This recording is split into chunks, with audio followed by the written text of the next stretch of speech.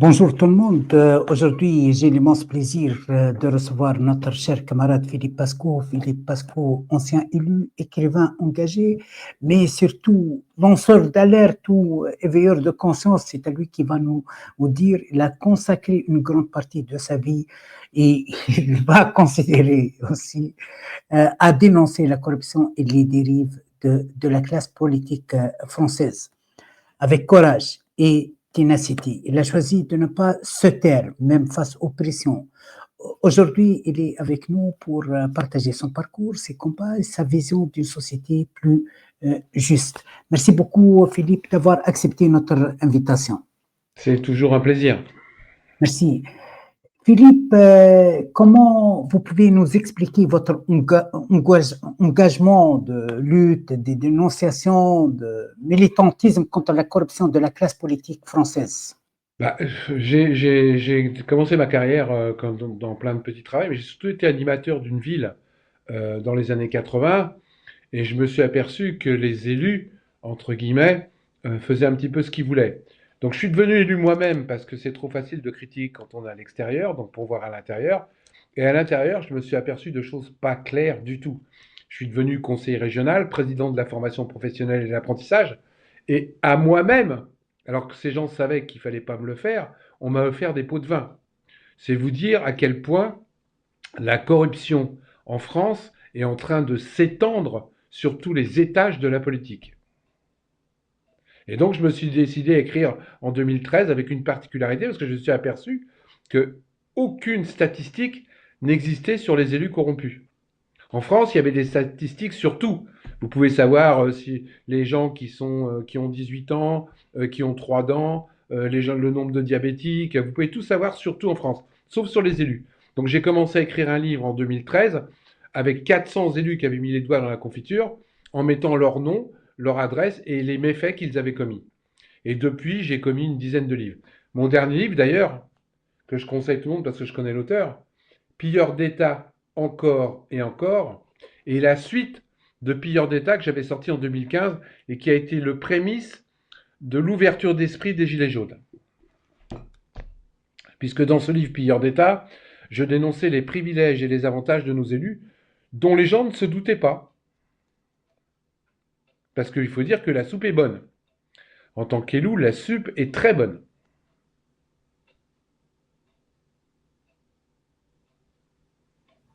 Je peux continuer des Philippe, heures comme ça.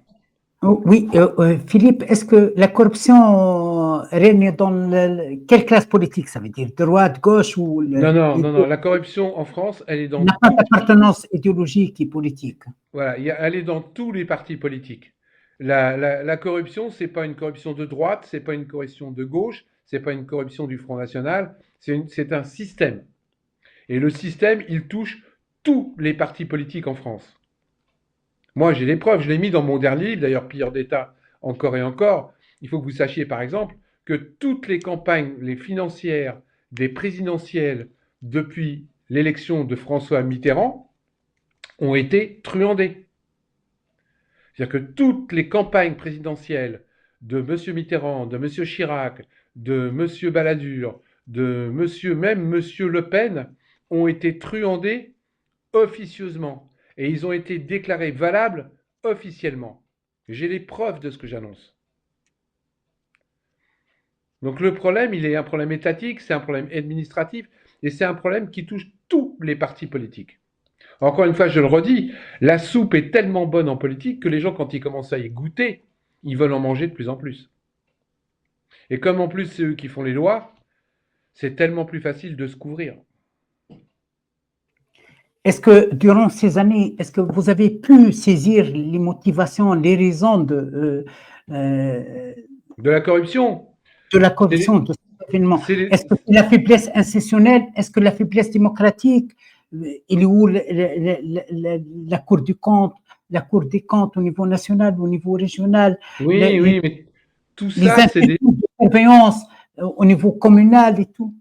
tout ça, c'est des paravents. La Cour des comptes, par exemple, elle fait bien son travail, elle le fait de plus en plus difficilement parce qu'elle a de moins en moins de moyens, mais elle n'a qu'un rôle consultatif, elle n'a aucun rôle répressif.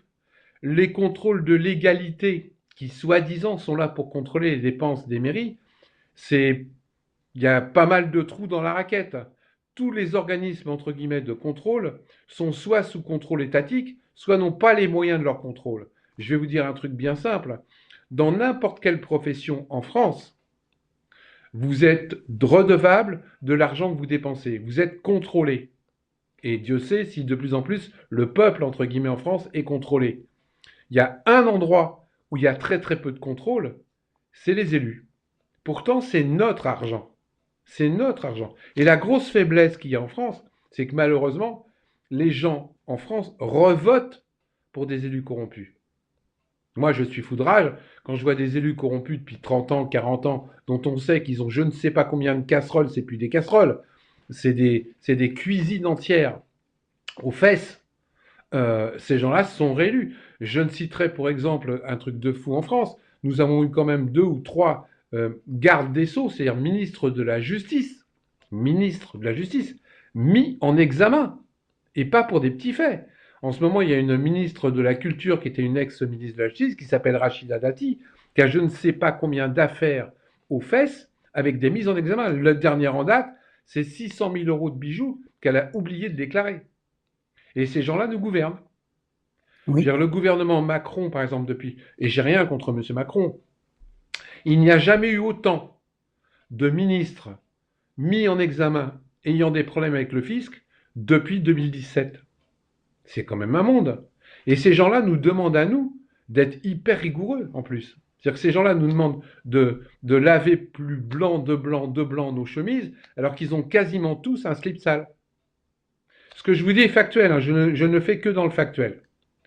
Donc quand je vous dis par exemple que toutes les élections présidentielles, les campagnes financières ont été truandées depuis Mitterrand, c'est dans mon dernier livre et j'en ai les preuves. C'est bien ce qui les embête, puisque moi je ne fais que dans le factuel. Donc sur mes 10 livres, je n'ai eu qu'un seul procès. Et encore, j'ai eu un procès parce que j'ai fait une erreur.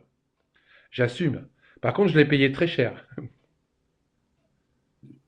Est-ce qu'avec l'ère de Macron, le macronisme, est-ce que vous pensez qu'il a favorisé ces pratiques? Est-ce qu'il Complètement. y a une banalisation? Vous avez évoqué Rachid Dati, malgré les affaires, on voit toujours Rachid Dati se présente, la persistance de la présenter, de la nommer et tout. Est-ce qu'il n'y a pas une sorte de banalisation, normalisation avec Ah normalisation mais institutionnel, c'est pas normalisation. complètement. Complètement. Je veux dire, le problème, c'est que la corruption, entre guillemets, aujourd'hui, devient banale. Et comme on voit des corrompus au-dessus qui ne sont pas condamnés, eh ben, petit à petit, la corruption descend les étages. Et que chacun veut croquer un petit peu plus par rapport aux voisins. Donc la corruption, justement, est en train de s'étendre et nous assistons en France à la mise en place d'une espèce de mafia étatique. Et je pèse mes mots. Et le problème, c'est que personne ne dit rien, parce que tout est fait pour que les gens ne disent rien. Tout est fait pour abêtiser les gens. Tout est fait pour que les gens consomment sans regarder ce qu'il y a sur les étiquettes. Tout est fait pour que les gens votent sans savoir pour qui ils votent.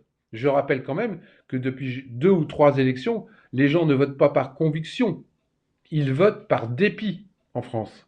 Et ça, c'est organisé.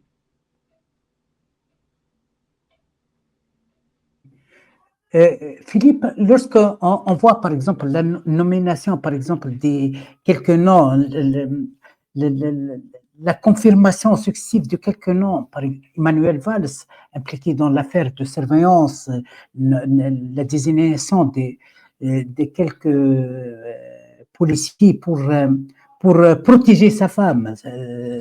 Par exemple, Sarkozy, etc., etc. Est-ce que ça nous conduit à considérer que la corruption est devenue quelque chose de normal dans la pratique politique, dans la Oui, pratique politique française? C'est quelque chose de normal, banal, oui, etc. oui. Pour habiter en tant que contribuable, en tant que citoyen, comme électeur avec ça. Bah, c'est-à-dire que ces gens-là, comme ils ne sont plus de notre monde, n'ont pas l'impression d'être corrompus. Les lois sont faites pour nous. pas pour eux. Quand vous voyez un ministre de garde des Sceaux que moi j'appelle maintenant Dupont-Maserati, pour ne parler que de lui. Donc Monsieur Dupont-Maserati, c'est quand même acheter une voiture, a oublié déjà de déclarer 300 000 euros sur ses revenus. Moi, c'est évident que tous les ans, ça m'arrive d'oublier de déclarer 300 000 euros. Et le pire, c'est qu'il n'a pas été condamné. Il a remboursé les 300 000 euros et faut avouer en France par un ministre totalement pardonné. Donc comme c'était pas intentionnel, on a dit c'est pas grave, vous inquiétez pas, on vous punit même pas. Mais en plus, il a acheté une Maserati dans des conditions complètement obscures, avec en recevant de l'argent d'une entreprise dans les échelles, située dans les échelles, alors qu'elle n'était pas ses clients, ce qui déontologiquement par rapport à un avocat est interdit. Il a acheté sa Maserati à Monaco en payant une partie 20 000 euros en liquide, ce qui est aussi interdit, et on n'a rien dit. On laisse passer. Parce que maintenant, la corruption, en plus, elle n'est même pas condamnée. Par contre, on voit dans les journaux en France de plus en plus de condamnations. Mais les condamnations, c'est pour les petits élus.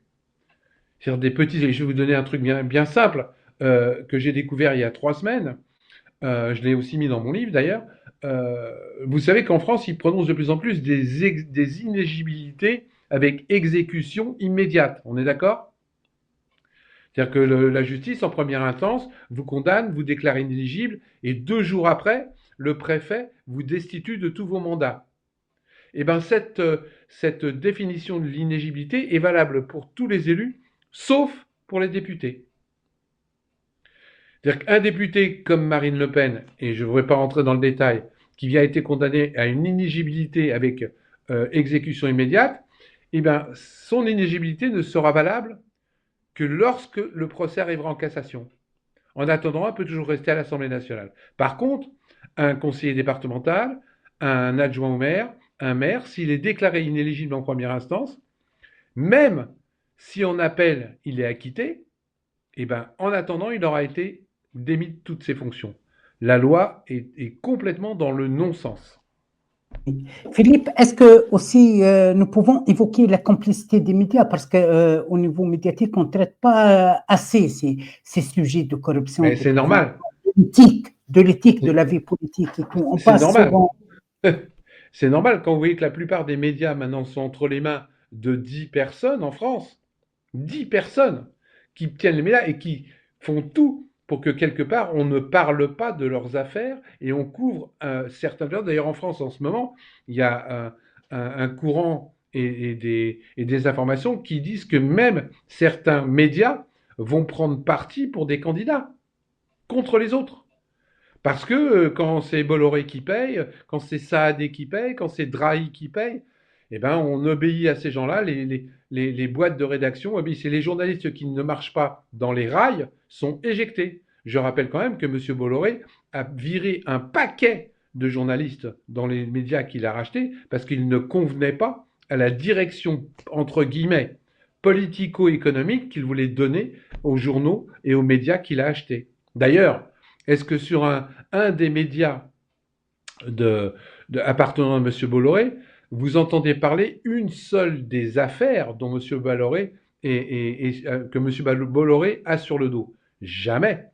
Même en Afrique, hein. Il y a beaucoup des affaires en Afrique aussi. Ah bah c'est clair, moi qui suis administrateur de l'association Anticor, on a même une plainte contre M. Bolloré pour des choses qu'il a fait dans un pays comme le Togo, je crois, ou quelque chose comme ça. Donc M. Bolloré n'est pas quelqu'un de très très clair, mais comme c'est lui qui paye, on n'en parle pas. C'est un gros problème parce qu'en plus il y a une loi en France qui date de je ne sais plus quand, après la guerre, je crois, où il ne doit pas y avoir de concentration entre les mêmes mains de médias entre guillemets nationaux. Cette loi n'est même plus respectée en France. C'est-à-dire que maintenant ils s'assoient sur les lois. Mais c'est pas d'aujourd'hui, hein. Je vais vous citer un exemple dont je peux commencer à parler d'une entreprise en Guadeloupe qui fait des forages et des explosions en sous-sol, qui a été interdit de le faire. Elle a continué à le faire sans problème en s'asseyant sur la loi. Le préfet ferme les yeux. Il y a des gens là-bas qui se sont retrouvés sans rien parce que leur maison a été fissurée, parce que tout est tombé et tout le monde s'en fout. Ces gens-là s'assoient sur la loi et ils continuent à faire des explosions dans le sol de la Guadeloupe. Au niveau de la conscience citoyenne, est-ce que vous pensez qu'il y a assez ou non Il n'y a parce qu'au pas. niveau de la démission du citoyen, le citoyen s'en fout, il Mais cherche son tout, baguette. tout est Oui, fait pour que le citoyen s'en foute aujourd'hui. Tout est fait pour que le citoyen s'occupe uniquement de sa femme et de sa famille et de ses enfants. C'est pas de leur faute, c'est qu'on n'a plus le temps. Vous savez, quand vous courez, vous faites 4 heures de transport par jour, qu'il n'y a plus de sécurité sociale, qu'il n'y a plus de sécurité de l'emploi, que le patron peut vous virer quand il veut. Eh ben, les gens ont peur. Quand vous savez que quand vous allez manifester, vous risquez de revenir avec un œil en moins ou 135 euros d'amende parce que vous avez eu le malheur de mettre une cravate jaune ou de porter un drapeau bleu, blanc, rouge, les gens ont peur aujourd'hui d'aller manifester. Donc c'est pas un défaitiste, c'est une volonté mise en place pour que le peuple s'occupe de ce qu'il doit s'occuper, c'est-à-dire de rien. Tu vas voter une fois tous les 5 ans et le reste du temps, tu me laisses gouverner. Les contrôles n'existent pas et tout est fait pour que les contrôles ne soient pas mis en place. oui. On est en train de mettre en place une mafia d'État. Au niveau de l'Union européenne, on évoque souvent, au niveau des déclarations politiques, la transparence, la gouvernance de l'argent public, lutte prévention contre la corruption, au niveau C'est du des pipeau. frontières. Est-ce que, d'après vous, l'appartenance de la France au niveau institutionnel, au niveau de l'Europe, a empiré la situation ou non? Elle a empiré. Complètement. L'Europe est complètement polluée par les lobbies et l'Europe ne travaille maintenant que pour l'économie, qu'elle ne travaille pas pour les peuples. C'est pas vrai. Je veux dire, moi je suis pas contre, fondamentalement contre l'Europe. Je compare souvent l'Europe à ce qu'on appelle en France un syndicat de copropriétaires.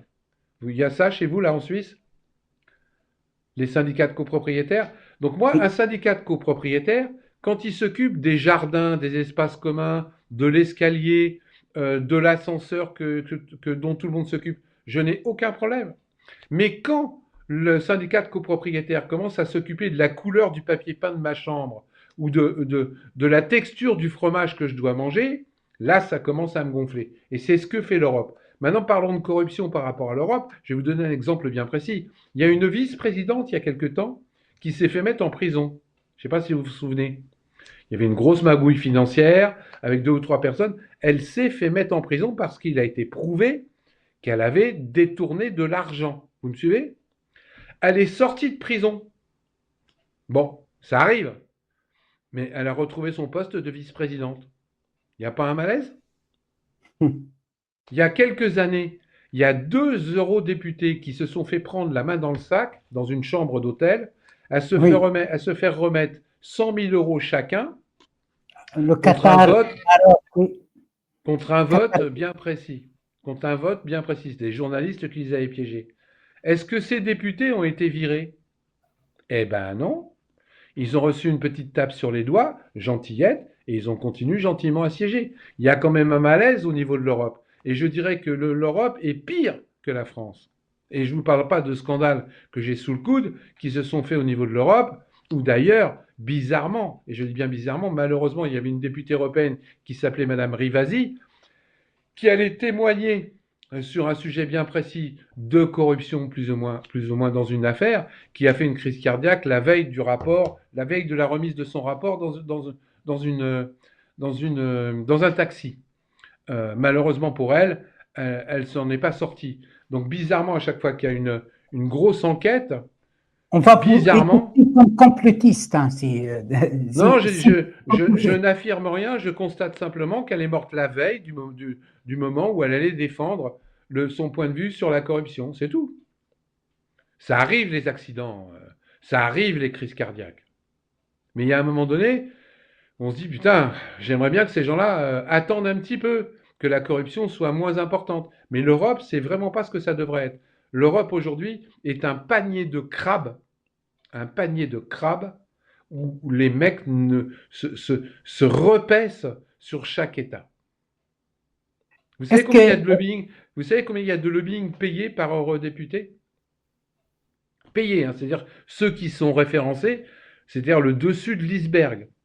Et comme tout le monde le sait, un iceberg, on voit un petit bout au-dessus, mais on ne voit pas ce qu'il y a en dessous. Il y a 20 lobbying payés référencés par eurodéputé.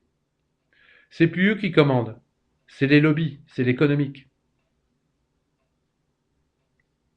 Philippe, est-ce que vous avez, après ces années, ces décennies d'engagement, de militantisme, d'action, est-ce que vous avez pu établir un bilan personnel d'évaluation? Est-ce que vous avez réalisé quelque chose? Est-ce que Ah bah oui, je réalise que entre mon premier livre, entre guillemets, un de mes premiers livres qui s'appelait Pilleurs d'État, et le dernier qui vient de sortir, Pilleurs d'État encore et encore, 10 ans après, il n'y a pas d'amélioration, c'est pire. C'est pire. Je n'ai jamais vu depuis 2017 des gouvernants, entre guillemets, aussi mauvais depuis 1958. Et Dieu sait s'il y en a eu quand même depuis. Mais depuis 2007, c'est la folie. Et encore une fois, je ne suis pas anti-macronien. Mais vraiment, on s'aperçoit de plus en plus que le macronisme ne sert que les intérêts de quelques-uns.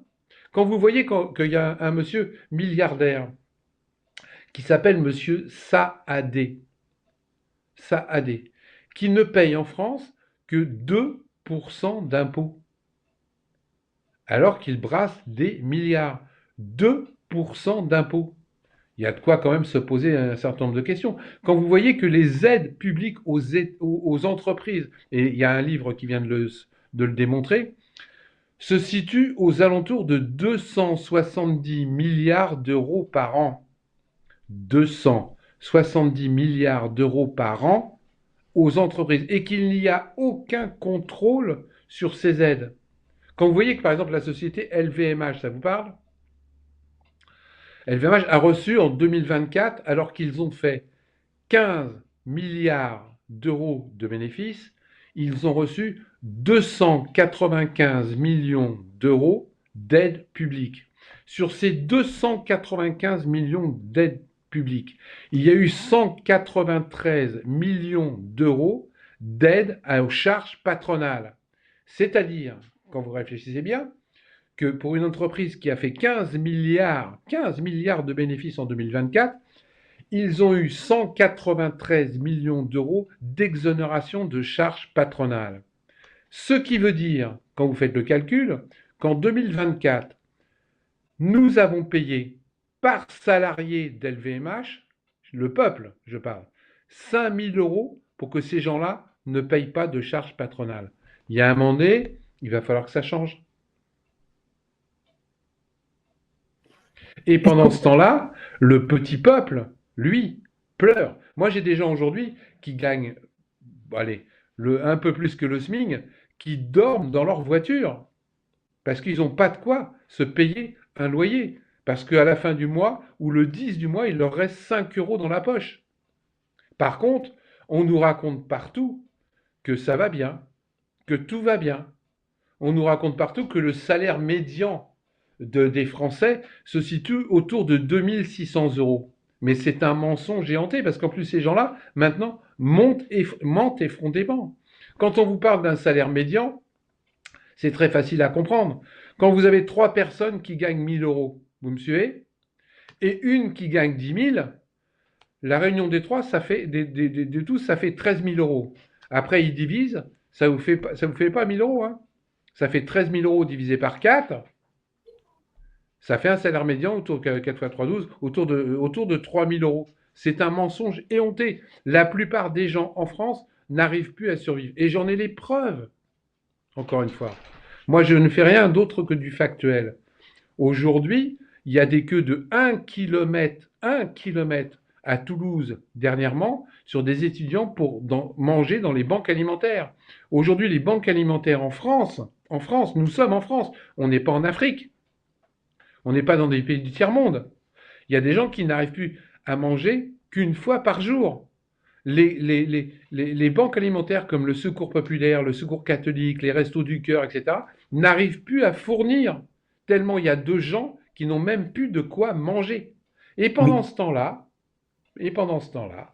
les 500 fortunes de France, il n'y avait jamais eu autant de milliardaires, entre guillemets, c'est encore augmenté. Et pendant le Covid, ces gens-là ont décuplé leur fortune. Toujours oui. pareil, en payant moins d'impôts que le salarié. Permettez-moi de mettre la réserve sur l'utilisation de la notion de tiers-monde. Je sais dans quel état d'esprit, je sais votre appréciation pour la diversité, pour l'autre, mais permettez-moi, pour des raisons idéologiques. J'aimerais bien, Philippe, comprendre quelque chose. Aujourd'hui, vous confirmez que ce fléau, ces pratiques menacent la stabilité sociale en France. La Ah, France est mais, vulnérable socialement, politiquement, au niveau sécuritaire même aujourd'hui. mais tout est fait pour faire le chaos. Tout est fait pour que socialement ça aille mal. Ça intéresse pas. Aujourd'hui, on peut plus accéder à l'hôpital en France. Quand vous voulez prendre un rendez-vous, c'est 3 mois, 4 mois après. Quand vous avez un cancer, avant de faire une radio, il faut attendre 3 mois. Ça devient. Par contre, si vous avez les moyens, 15 jours après, on vous reçoit en clinique. La France s'appauvrit de plus en plus, mais elle s'appauvrit pour la majorité du peuple. Par contre, elle s'enrichit pour quelques-uns. Et c'est vrai que socialement, ça devient le chaos. On organise aussi le chaos. On organise des communautés qui se montent les unes contre les autres. Parce qu'il faut bien trouver des coupables. Donc, le coupable, c'est l'étranger, c'est pas le riche. Le coupable, c'est l'étranger. Et tout est fait pour que les gens croient ça.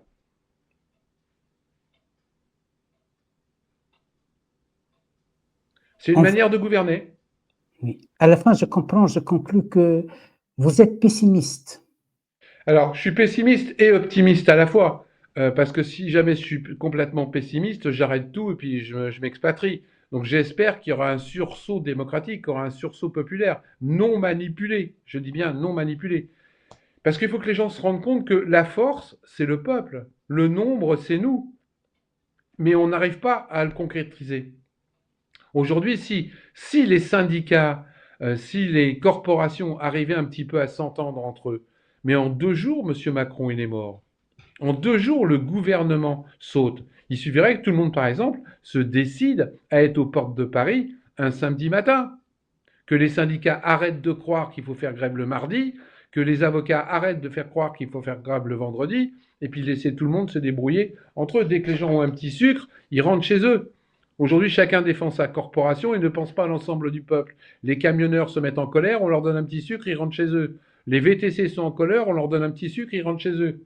Et en plus, quand vous arrivez les élections, quand vous voyez que Mme Rachida Dati est favorite pour être maire de Paris, alors qu'elle a, je vous dis, c'est pas des casseroles qu'elle a, elle. C'est une batterie de cuisine qu'elle a aux fesses. Et les gens sont assez cons pour aller voter pour elle. Il y a un moment donné, il faut que le peuple aussi se réveille. Arrêtez de voter pour des élus corrompus. Avant de prononcer cette phrase, j'ai souhaité vous demander si vous aviez une seule phrase à adresser aux citoyens. Laquelle serait-elle? Eh ben, elle est bien simple. Votez, votez, votez. Et surtout, si vous ne savez pas pour qui voter, votez blanc. Le jour où les blancs vont dépasser les exprimés, ils sont morts. Ils sont morts. Parce que je comprends que les gens aujourd'hui, on s'est fait avoir par la droite, on s'est fait avoir par la gauche, on s'est fait avoir par un type qui se faisait passer pour un petit Kennedy qui sautait une petite vieille. On ne sait plus pour qui voter. On ne sait plus. Mais il y a encore un truc qui existe en France, c'est le bulletin blanc. Donc mettez dans l'urne un bulletin blanc. Le jour où les bulletins blancs dépasseront, et c'est facile à faire, hein. Rappelez-vous que M. Macron, en 2020, a été élu avec 17% des électeurs au premier tour. Le deuxième tour, je ne le compte pas. C'est-à-dire 1,7 électeurs sur 10. Il suffit qu'il y ait 2 électeurs qui votent blanc. Le blanc sera supérieur aux exprimés. Merci infiniment, camarade Pasco. C'est C'est un un plaisir. honneur de vous recevoir. Bonne Et je, continuation. et je le On redis, vous invite à prendre en masse et à soutenir Philippe Pasco à travers, serait-il possible de nous, on va mettre le lien du livre, oui. n'hésitez pas, je connais bien l'auteur en plus. Merci. Merci infiniment Philippe et à bientôt. Merci À beaucoup. bientôt. Salut.